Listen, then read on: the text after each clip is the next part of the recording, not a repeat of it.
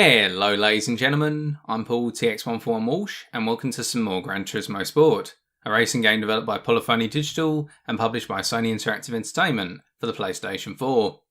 Focusing on the game's online mode, known as Sport Mode, in this episode I take a look at my performance in the final race of the 2019 Manufacturer Series pre-season, which was held at the Autodrome Lago Maggiore GP circuit. This was a race in the Group 3 category, with my vehicle being the BMW Motorsport M3 GT. With that, let's get racing.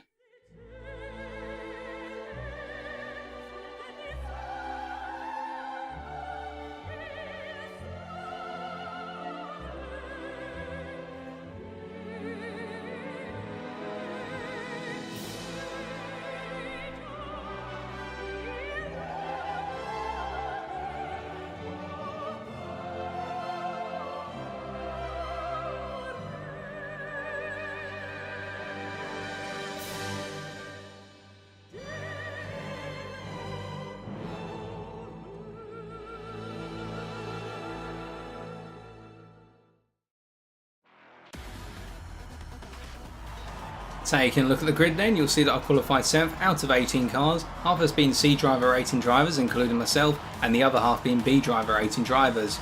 And with this knowledge going into the race, this gave me extra motivation to think that if I get a really good result here, I could be a B driver rating driver by the end of the 10 races of the pre-season, and that would be a monumental personal achievement to go from a driver rating of E all the way to B over the course of these races. As for qualifying, a happy story in qualifying as well. My lap was a 158.5, which was 1/10 faster than the best lap I achieved in my simulation qualifying runs on Friday, so that immediately told me that I was gaining time every time I was running a lap around this circuit, and the potential was there to unlock even more time over the course of the race. And now settling myself down, thinking about the race strategy, over the course of 9 laps I'll be splitting into 2, an extended 5 lap stint to begin with on the racing medium tyre, the harder of the 2 compound available, and then going into the second stint of 4 laps, I initially experimented with using the softer tyre, so the racing soft, but what I found was whilst it was very powerful on the initial 2 laps, by the end of the 3rd lap the advantage of the soft tyre really started to wear off because I was pushing the tyres so hard, and on the 4th lap I was really starting to lose time, whereas if I used the racing medium tyre I could push those tyres hard throughout all 4 laps and really try to go for it, and perhaps try to make up ground on those who are able to benefit from an undercut by pitting on lap 4 rather than lap 5 and gain the places back towards the end of the race. Fuel saving wise, not going to be doing any fuel saving whatsoever, it wasn't required, in that I could run the car in the maximum fuel setting, i.e. max power or 1, from start to end and still have fuel left in the gauge by the end of the race. So you're not going to see any intentional fuel saving as we come to the end of the grid and we're about to get underway with a rolling start. And because I'm going to be targeting a lot of overtaking here, I'm going to have the racing radar at the bottom centre of my screen throughout, so that way I can try and drive as cleanly as possible, keep within the track limits and make sure I give people space when I'm overtaking them or they're trying to overtake me. So as we come down then to begin the race, the first thing I'm going to be doing as always is tucking into the slipstream of the guy in front. I was very concerned about the Subaru behind because they were quite close behind me in terms of qualifying pace, and I expected, particularly through the tighter sections such as turns 1 through to 5, they were going to have quite a bit of pace advantage over myself. As we come down to turn 1 then, braking at the 100 board, avoiding going into the back of the Porsche here at the last moment by really stamping on the brakes. And so I get a bit of a poor line going through turn 1, but it gives me the inside line going into turn 2, so the Subaru cannot capitalise on my mistake as we now come into turn 3 where they're going to have the inside line and they're going to go down the inside here as I give them the space to do so. They end up cutting across the grass and they graciously pull back onto the track and give me the place back as we now go into turn 4 here. And unfortunately for the Subaru, they get caught by a Porsche behind, which sends them spinning out of the corner. And now it's a case of I've got ample space between myself and the guys behind, and I just need to think about the guys in front for the time being.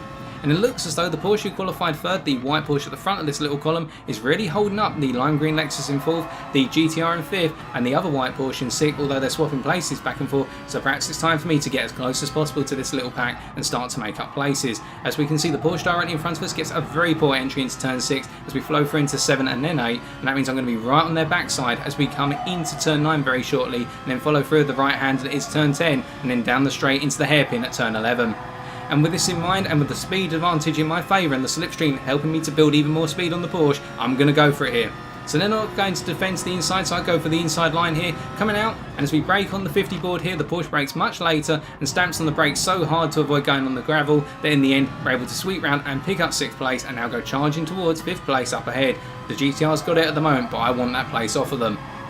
As we come through 13 here, going to do a very small lift to avoid sending the car flying off into the wall on the left hand side there as we went past. And now looking up ahead, it looks as though the white Porsche ahead and the Lexus are side by side going into turn 15. Could be a little bit grim here as the Porsche gets on the power too early by the looks of things and ends up getting a little sideways, and the Lexus and the Porsche end up in a racing incident. And so that means the Lexus ends up picking up a 3-second penalty as we now go into turn 17. They got themselves down the inside going into this corner, so unfortunately I get a bit wide, end up putting one wheel on the grass, and that starts to pull me off. So I get the car back under control, give the place back to the Lexus, and now racing onto the second lap. I'm in 5th, whereas the Lexus in front in 4th has got a 3-second penalty for the racing incident with the Porsche. And so now what we need to think about at this point is, right, do we really push that Lexus at this point, or do we just let them take their penalty as they come out to turn 4 very shortly and then go into turn 5? And I thought, well, the GTR's not getting too much distance between myself and the Lexus at the moment, and so it's not going to be too much an issue as we come through turn 4 and the Lexus goes to take its penalty, and I can start to hunt down the GTR, which was really my next target. Not too happy about the fact I picked up 4th through a penalty in the end, but so be it, it's racing, let's carry on. As we come charging down towards turn number 5, then setting a purple sector for sector 1, we're going to see that the GTR gets quite wide coming out of turn 5 to the point they put all 4 wheels on the grass, and that's cost them a lot of time, and they're only going to get an even poorer entry going through turn 6 here into the speedy section of turn 6 through to 8, and they end up going wide as they go into 7, and that's costing them a ton of time, and that means I'm right at their backside as we come out of 8 here and go charging through into 9, then into 10, and then on the straight down into 11. So I'm feeling quite positive here. I've got the slipstream, I've got a lot of speed on the GTR in front. I'm going to go for a move on the inside going into 11. I'm going to come from quite far back as I'm going to signal my intent very shortly as we switch to the replay view. Coming out then for the inside going into turn 11. The GTR gives me ample space, aims to go for the cut back as we come out the corner. You can see I've carried so much speed through into the corner as we go up into 12. The GTR is very close behind, right on my backside, but they're not able to make a move just yet to try and get the place back as we're now up into 3rd. As we come through turn 13 here, lifting a little bit to avoid running off the track on the outside, now down to 14. We can see that GTR is really pushing to try and get the place back as they're right in our rear view mirror. We've got a rear view mirror full of GTR as we now come into 15, then through into 16, and they couldn't be any closer at this point in time. And what I really need here as we come through 17 to complete lap number 2 is a solid exit out of turn 17, so that way I get a little bit of space on the GTR as we go onto the straight here, and we can see we've got a very nice exit through the corner, whereas they did not, and the gap widens to just over half a second, but they're going to be picking up pace on us once again. What are the slipstream available to them, and that GTR is no slacker in a straight line. So we come down to turn 1, they don't go for the move, but they're right on our bumper once again as we now go into turn 2, giving a very tight line here. I found this was the best line for myself in first gear. There are other lines that you could take, I saw other drivers take, but I just wanted to stick to what I knew. Now coming through turn 3, lifting considerably to avoid overextending the corner as we go into 4, the right hander here, and that GTR once again is right on our back bumper as we do take an awkward line through 4 as standard, and I think that ended up cutting across the path that the GTR wanted to take. That's something I do need to work on with turn 4, particularly on this track. They end up taking such an awkward line, it can end up cutting cars off, and that can lead to mishaps potentially in other races. But here, not so, as we come through 5, now we're heading up the hill towards 6 through to 8, the wonderful sweeping section of corners, the left hander, the right hander, the left hander, and then the extended left hander through into 9 and then up into 10. And we see that GTR is falling back a tiny bit at this point, albeit if they get a nice exit coming out of turn 7 and 8, then through into 9, they're going to be on our backside as we go through the straight. They get a wonderful exit out of turn 8 there, and we come through 10 now, and now we're onto the straight going down to turn 11, and I know that GTR is going to go for a move if I don't make the defensive move first, so I decided, right, take the inside line, declare my position on the track, not going to end up squeezing them too far off the road here as we come down to 11, getting on the brakes nice and easily as we get the 50 board, and now coming through the corner here, we see that GTR doesn't go for a move. They were perhaps considering using the cutback as they tried to use previously, but instead we've got a bumper full of them once again, a rear view mirror on our bumper full of them once again. And now as we come through 13 here, get too high on power, and that means I end up grazing the left-hand wall. Doesn't cost me too much time. The GTR makes the exact same mistake because we're pushing one another so hard at this point, and really enjoyed this feeling of having someone right on my backside. But talking about people on one another's backsides, it looks as though the Beetle that's in 5th place has really got up behind the GTR, and what I'm thinking now, as I notice this information in my rearview mirror, is that Beetle could put a lot of pressure on that GTR, so all I need to do is drive consistent lines. That GTR is going to be pushing to try and get past me, but if I can cause the GTR to have to start worrying about the Beetle behind, then I can just start to disappear off into the distance as we start lap number 4. So with that, what I was thinking was, right, as I come out some corners, particularly turn number 2, if the GTR's right on my bumper, get on the throttle, but perhaps do not be in as much of a rush because I want that GTR to end up falling back to the Beetle. Just small little changes if it's appropriate. But then looking at the rear view mirror now, we can see that the Beetle and started to fall back to the Lexus behind, so I can't use that strategy of trying to force the Beetle to end up coming towards the back end of the GTR and force those two to race each other, and I tried to pull away from them both, which is something I've seen drivers do in touring car and F1. It can work very well, but here it looks as we come out of turn 4, got a brilliant exit out of turn 4 compared to GTR. As we go into 5 here, again it's synced up quite nicely, going down to second gear. We've now got quite a bit of space between ourselves and the GTR behind, 0.7 of a second, and that's going to bode very well as we go through the sweeping complex of 6 through to 8 here, and that means that as we come onto the straight after 9 and 10, we should be just far enough away from the GTR to not worry about the threat of them trying to use the slipstream going down to turn 11 to overtake us this time. Perhaps we've done enough just to get a bit of ground on them, and that way stay safe in third place and really start to drive our car at its maximum potential with the tyre life that's remaining. So as we can see, they are starting to gain with the slipstream here as we come down into 11, but they're nowhere near as close as last time, so this has worked out very nicely. Braking at the 50 board, getting down to second gear, taking the corner as standard. Perhaps getting a little bit wider than perhaps we could have, but we can see the GTR carried a lot of speed into the corner, and it's led to them going off into the gravel, and now they're caught in the fight for fourth place between themselves, the Beetle, and the lime green Lexus. As we now come through turn 13, lifting considerably to avoid making the same mistake as on the previous lap, and now it's really a means of trying to pull as much distance from the guys behind, because looking at the time between ourselves and second place, it's 5.4 seconds at the moment. Our fighting with the GTRs cost us the ability to perhaps chase down second place unless they make a major mistake at some point up ahead. And really now it's a case of fighting for third place and holding on to it until the end of the race. Podium on the cards potentially, at this point definitely. So we can see that second has pulled into the pits, and this instantly got my mind thinking as I went onto the final lap of this first stint, how powerful is the undercut really going to be? Because we can see that a lot of drivers behind now are switching on to the undercut, and keep in mind that the GTR is using the softer of the two compound, and that's going to come back a little bit later in terms of knowledge that I can use to my advantage potentially, depending on what happens at the end of this lap. So anyway, trying to sync this lap up, not trying to fall too much off the race pace. We can see on our timings on the right hand side of the screen that our best lap was the second lap of 1:59.7, and then over the course of the subsequent laps we've been doing a bit of defensive driving and trying to fight positions. We've fallen, as of the fourth lap, 2 seconds off of our pace almost, and that was something that over the course of this lap I wanted to rectify as much as possible, try to regain some time compared to the time that I would lost over the laps 3 and 4, and that way devalue the potency of the undercut to the drivers behind. So I'm pushing quite hard here. Unfortunately, I do push too hard going into turn 6, and what that means is I come out of 6, my line going into 7 and 8 is not ideal, and I have to do a bit of lifting here because the car's a little bit jagged coming out of 8 and now into 9, and that's cost me about 3/10 to half a second just in that complex alone. It's perhaps not too visible over the course of each individual corner, but now we can see that compared to our best lap, 1.2 seconds down on it, that I've lost a lot of time through that second section, and that puts it at risk of anyone using the undercut of gaining on our position as we come into the pits. So this is all playing on my mind right now, and I thought to myself, I'm not out of the neck of the woods yet, surely, with the fact that I made that mistake in sector 2. I'm going to have to fight for some positions as we go into the final stint. And again here, coming through turn 13, I end up coming so wide out of turn 12 that I end up having to take a very narrow inside line, almost cutting the corner, keeping 2 wheels just on the white lines going through turn 13, and that's cost us about another half a second alone, and that's where the tyre life is really starting to come in here, and my lines are getting rather poor, and it means I'm just losing more and more time, and the gap between myself and first place, who's going to be pitting very shortly doing a longer first stint like myself, that gap has extended, and the gap between myself and the guys behind, i.e. the potential gap or the theoretical gap, has contracted hugely. And as we come into the pits, we're going to see the net effect as we put on another set of the race in medium, but we don't need any fuel. Will we have done enough to stay in front in third place?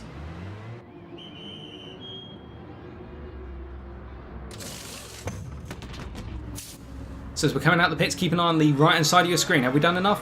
Unfortunately not. It looks as though the GTR and the lime green Lexus have both benefited from the undercut, to the point that if we hadn't made those 2 mistakes, we've just come out in front of them, but instead we're behind them, and now we're going to be fighting for third once again. So for now, what I was thinking to myself is these 2 guys are pushing each other rather hard, and I expect the GTR to be on soft tyres whereas the Lexus is on the medium tyre. So I need to get the Lexus as soon as possible. Because if I can get the Lexus as soon as possible and put them well behind me, then I can apply a huge amount of pressure to the GTR, who will perhaps be trying to drive a little bit carefully on their soft tyres to make them last the whole 5 laps that they're going to be racing them on. If I could make that GTR to have to drive to their maximum from sort of the second or the third lap on their final stint, then those soft tyres would be severely worn by the end of the 5 laps, and that car would be forced into making some considerable mistakes potentially, or the GTR would just have to back off of their standard race pace. So that in mind, I'm going hunting, and the first target of course is the lime green Lexus. As we come through turn 9 here, you can see that I've got a brilliant exit out of turns 8 through into 9 and then into 10. As we switch to the replay camera, you can see the difference of speed as we go down the straight and down the hill into turn 11. I'm already starting to get past the Lexus as we come out into the corner before the braking zone, but I keep enough space on left hand side in case the Lexus goes for an out to the in or tries to cut back in. I end up cutting the corner a little bit there, which in terms of cutting the corner, was it that beneficial in terms of race pace? If you ended up cutting the corner at turn 11, what ended up happening was you had a very high chance if you got on the power too early of sending yourself off into the gravel, so it wasn't too beneficial. But for the standard racing regulations, I shouldn't cut the corner. I was expecting to receive a small penalty there, but I didn't, despite going outside of the white lines. So I'll give myself a little mini penalty or mini slap on the back for that one. Or shouldn't say, yeah, a slap on the back rather than a pat on the back. But anyway, let's keep focusing on the racing. So for now, I've got to chase down the GTR, but at the same time, I've got to get the gap over the Lexus behind. So to do so, I'm going to be pushing quite hard, getting nice and tight on 17 there. Because if I can get, say, 7/10 of a second between myself and the Lexus, based on what I'd seen in the first stint in racing against them and the GTR, what I thought to myself was, well, the thing is, that Lexus isn't going to catch me if I'm up to my maximum race pace in the end. As we get turn 1 synced up rather nicely, going a little bit wider but coming through into turn 2 of our standard inside line. And if I could just maintain my standard lines here and maintain that race pace, then that Lexus would start to disappear in my rear view mirror. And by this point, noting as we go into turn 4 here, they're already half a second behind. And as we come out of turn 4 into 5, we see we get a little bit jagged, a little bit sideways coming out of the corner, but we're already starting to pull away from them once again. I instantly thought to myself, right, forget about the lime green guy behind you. He's got a wonderful colour. It's going to occupy a huge amount of rear view mirror every so often. If you keep up this pace, you're going to be leaving them behind. Just look at the guy in front, the black GTR. Let's get them. So we can see for now that the gap between myself and the chap in front is not changing that much. It's 1.5 seconds at the moment. It will expand out to 1.8 seconds at certain points. It will come down again at other points. The thing is, that's not the important part in seeing that gap change. What the important part is seeing it remain consistent over the distance of each lap. Because what that does mentally, in my opinion, to the guy in front is it tells them, crikey, my race pace is not good enough to pull me away from the guy behind. And if I'm pushing myself at the maximum right now, then I'm starting to rip the tyres to pieces. I've either got to back off or expect that my final couple of laps on those tyres are going to be hell compared to the guy behind who pitted 1 lap later and can push their racing medium compound to the maximum by comparison. So that's what I was thinking to myself would be in the mind of the GTR driver. So I want to keep that mental pressure up as we're now over a second away from the Lexus behind. So we've cleared them out the way for the fight for third. We've just got to get the GTR. As we come through into turns 14 and then wrapping around into 15, so 14 here. And then we're coming down to second gear from the outside to the in as we go to 15 and then following through the left-hander for 16. We can see that that gap to the GTR is stabilising very nicely as we come to the end of lap number 7. I'm achieving my target at this point and hoping to put that pressure on the GTR driver. As we now come out of 17, we're a wonderful exit at getting on the power nice and early, sweeping around. Perhaps could have used the roll of the car a little bit more to extend the corner and roll the car all the way out to the outside. But still, nice exit, means we're starting to gain. We're setting our personal best there on lap 7 or 158.6, so almost at our qualifying pace on the racing medium tyre, whereas we used the racing soft tyre for qualifying. So you can see how much I'm pushing here. And also got to keep in mind that we did use the slipstream of the Lexus at some points in order to build up our speed. So with that, we follow through here, going into turn 4, chasing the GTR, getting a little bit wide compared to how we could have taken turn 4 there. So we do fall back a little bit as they're quite fast in a straight line as well. But as we come into turn 5 here, we're going to sync this up very nicely, get it nice and tight on the inside as we come down to second gear, getting on the power just as we start to exit the corner and get fully on the power. And we can see that gap is going to shrink over the period of the lap now.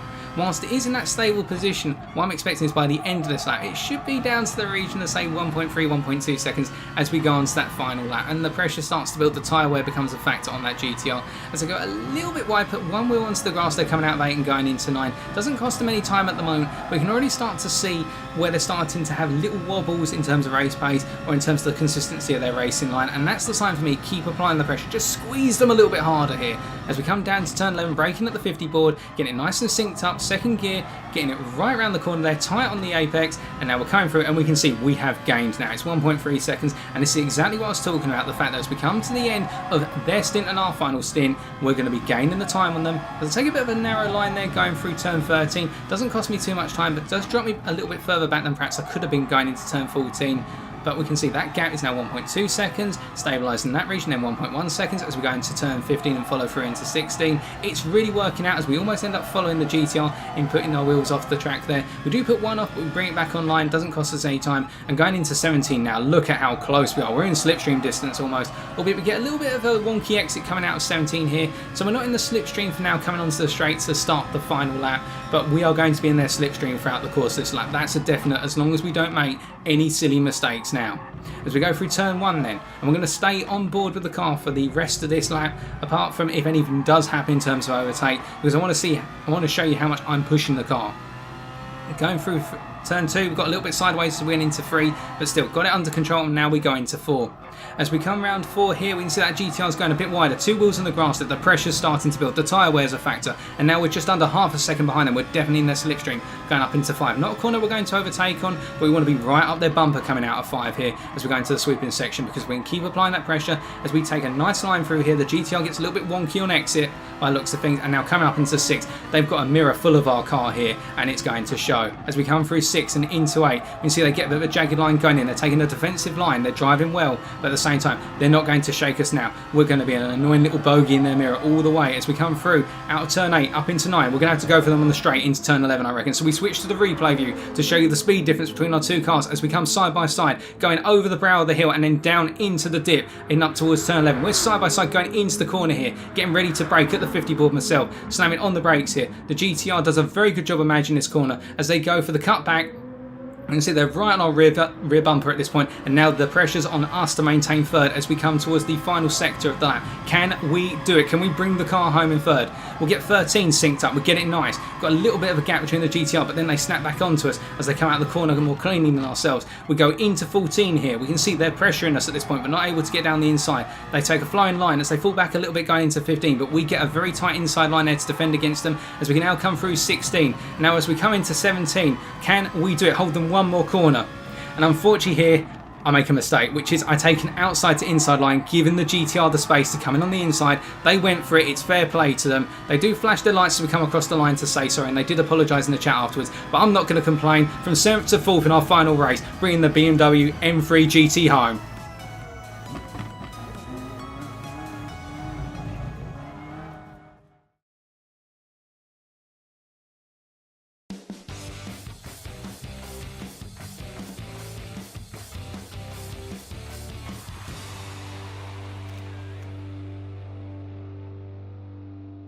What a race! And as the title of this video states, I really did end up giving it everything I had in the tank. There was nothing left in reserve. I left my heart out on the track in the end.